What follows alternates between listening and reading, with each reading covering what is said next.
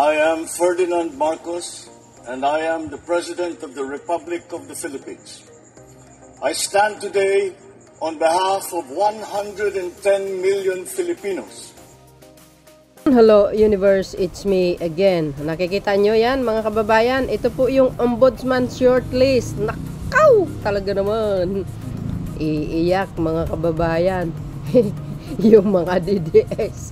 Sabi sa inyo nakasama na si Secretary Remulla sa Ombudsman's list. Yan ang hirap sa inyo diba?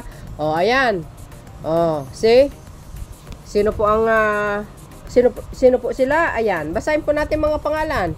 Shout out sa mga Marcos loyalist supporters, Filipino and OFW. Aguinaldo, Michael Galicia. Number 2, Cruz, Stephen, Capereña, Stephen, ayan, Cruz, Stephen, Capereña. Number 3, Gerlan, Samuel, Hupano, agoy. Number 4, Lugan, Analisa, Gonzales, agoy. Ito, Lopez, Mario, Villamor, ayan, mga bes. Susunod, Ngi, Michael, Frederick, Dillon, agoy. Sino pa? Remulla Jesus, Crispin, Katibayan, goes. Shout out sa mga galit kay Secretary Remulla. Ano kayo ngayon? Nga, kasama siya out of 17, 5 po. Hindi. 7 po ang pumasa. So, basahin po natin para kumpleto detalyado. Sabi po ng Daily Tribune. Agoy. Ayan Sabi po ng Daily Tribune. Just in. GBC submits nominees for Ombudsman Remulla included. Woo! Shout out kay Senator Aimee. Galit na galit Ewan ko nga ba bakit galit na galit kay si Secretary Remulla. Wala namang kasalanan si Secretary Remulla sa mga DDS. Yun lang ang paghuli kay Digong na alam naman nila legal. Di ba? Ginagawa nilang illegal. Sila, yun ang naritibo nila, illegal kuno. Di ba? Di kayo naloka. The Judicial and Bar Council, which is ang GBC, has officially submitted its shortlist of nominee for the position of Ombudsman, with Remulla among those included. Further details on the full list of nominees and the next steps in the selection process are expected to be released soon. Alvin Moresia, sabi ni Agoy, Daily Tribune. Abangan po natin mga kababayan. Para kompleto detalyado, ilang votes ba ang nakuha nila, ito. So ito mga kababayan, another post, sabi ni Sir Benji Contreras, ito ang mga kandidato para sa ombudsman na nakasama sa shortlist na isinumiti ng GBC kay PBBM. Oh my goodness, anytime from now. So titingnan natin ano ba ang background ng mga ito, kung saan galing sila na administrasyon, sino ano ba ang hawak nila before. Number 1, Michael Aquino, dating COA chairman ni Pinoy. Ayan dating Pangulong Noynoy Aquino. Yan ang dating COA niya, Number 2, Stephen Cruz, former CA, Justice appointed by GMA in 2006. Ayan, and appointed by BBBM as a Pilupos chairman. Ayan. Number 3, Samuel Gerlan, sitting AJ of Supreme Court, appointed by Duterte in 2020. Anong palagayan nyo mga bes? Number 4, Analisa Lugan, Deputy Executive Secretary, appointed by PBBM and partner of most law office. Wow. 5, Mario Lopez, former AJ and Secretary, appointed by Duterte in 2019. Agoy. Palagay ko well, kahit nang sino man naman administrasyon ng pinanggalingan nila kung ang serbisyo nila para sa mamayang Pilipino ika nga trabaho ang inaatupag nila, di wala namang problema doon. Pero Depende na po sa ating mahal na Pangulo. Sino po ang kanyang napupusuan? Number 6, Michael Musngi, AJ of Sandiganbayan, appointed by Pinoy in 2016. goes. Ito mga aplikante, ito mga besa, nag-apply talaga sila. Parang, siyempre, trabaho yan eh. Diba? Jesus, number 7. Walang iba. Jesus Remulla. DOJ Secretary of BBM.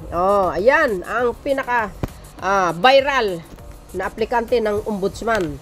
Diba? Dahil sa mga DDS, ayaw nila sa kanya.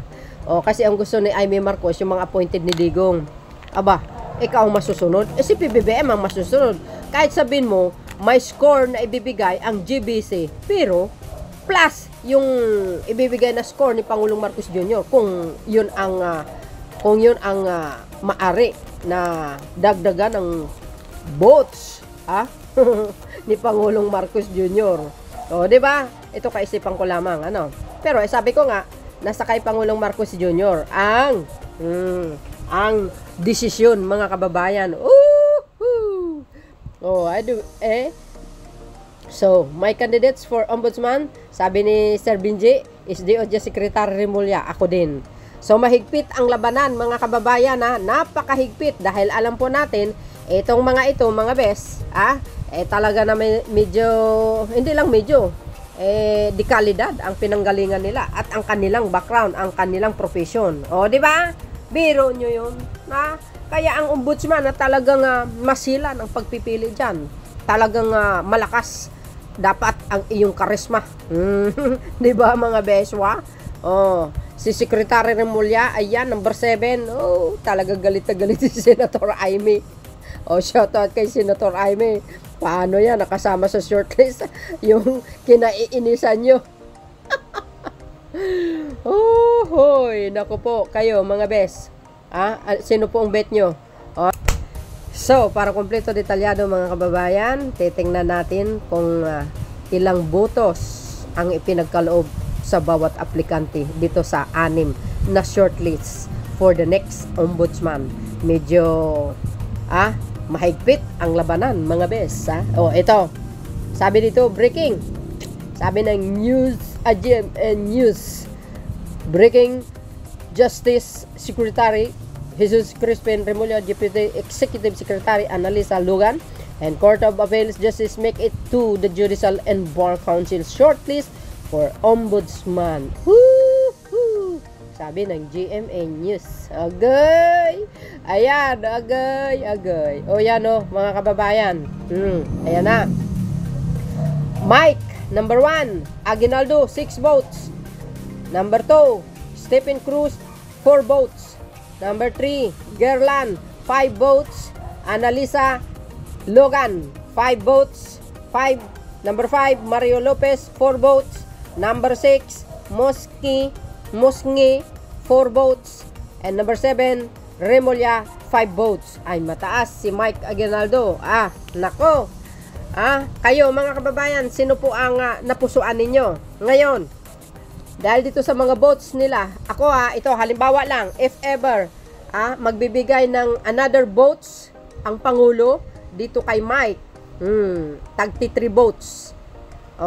Depende kay Pangulo kung magkano ang votes or score na idadagdag niya dito. Halimbawa, si kay Mike, 3 votes idagdag niya dito. Di magiging 9 votes yan. Kay Stephen Cruz naman, 3 votes, di 7 votes, lahat-lahat. Kay Gerlan naman, pag 3 votes ang ibabigay ng Pangulo, siyempre 8 votes, lahat-lahat. Annalisa Lugan, ganun din, 3 votes, di ba? Lumalabas siya ng 8 votes. Agay. Mario Lopez, 4 votes ang nakuha, galing sa GBC. Kung bibigyan siya ni Pangulong Marcos Jr. na another 3 votes, di 7 votes lang. Si Musngi, 4 votes, another 3 votes from the President, di 7 votes. Pag si Remulla naman, siyempre, depende na kay Pangulong Marcos Jr. kung magkano votes idagdag niya dito. Halimbawa, 5 votes. Ibibigay niya kay Secretary Remulla, di 10 votes. Panalo ngayon ang ating Secretary Remulla. Diba, mga best? Like for example lang yan. Kung dadagdagan ng boto ni Pangulong Marcos Jr. Pero, tandaan po natin, nasa mga kamay ni Pangulong Marcos Jr. Kung sino ang kanyang pipiliin. Remember, 7 years yata yan, mga kababayan, ang pagsiserve niyan bilang isang ombudsman. 7 years, correct me if I'm wrong. So yun mga bes, ang aking pinaka-latest updates. Mahigpit ang labanan, kaya abangan po natin ang resulta nito. The winner is taran. Diba? So abangan, question mark muna kasi wala pa eh. I hope, ang Pangulo piliin niya yung talagang nakakatulong sa kanya. Alam po natin, kanya-kanyang administrasyon ang pinanggalingan nito, pero ang Pangulo naman, wala naman tinitingnan na political color yan, as long as magsisilbi ka sa taong bayan, hindi po sa politician. No? Yun naman talaga eh. Diba? Once na ma-assign ka, hindi ka pwedeng magsisilbi sa Pangulo or sinuman. Ang pagsilbihan mo dito, ang taong bayan. Kung gaano kagaling, mamuno. Kasuhin mo ang lahat ng, may mga, may mga sala, mga magnanakaw sa flood control. Yung mga nagnanakaw ng 51 billion, yun, kasuhan no. Yung mga nawawala na pera ng pondo ng bayan, lalo sa DepEd noon. Kailangan. Kasuhan. So, yun mga babayan, anong komento nyo? Sinong napupusuan ninyo? Okay, abangan po natin yan. Ang resulta. See you again on my next upload. Bye bye bayan, babus. God bless Philippines.